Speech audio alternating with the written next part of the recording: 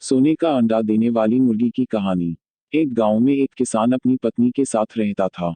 उनका एक छोटा सा खेत था जहां वे दिन भर परिश्रम किया करते थे। किंतु कठोर परिश्रम के उपरांत भी कृषि से प्राप्त आमदनी उनके जीवन यापन हेतु पर्याप्त नहीं थी और वे निर्धनता का जीवन व्यतीत करने हेतु विवश थे। एक दिन किसान बाजार से कुछ मुर्गियां खरीद लाया। उसकी योजना मुर्गियों के अंडे विक्रय कर अतिरिक्त धन उपार्जन था।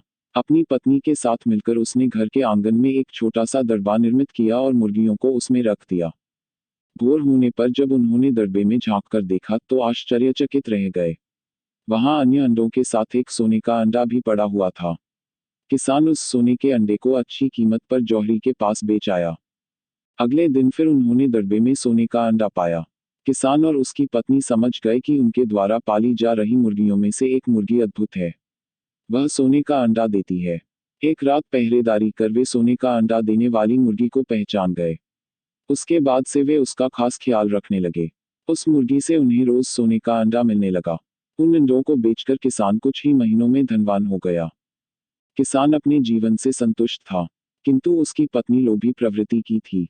एक दिन वह किसान से बोली, आखिर कब तक हम रोज एक ही सोने का अंडा प्राप्त करते रहेंगे?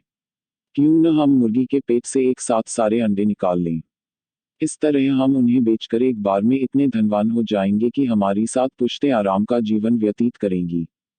पत्नी की बात सुनकर किसान के मन में भी लोभ घर कर गया।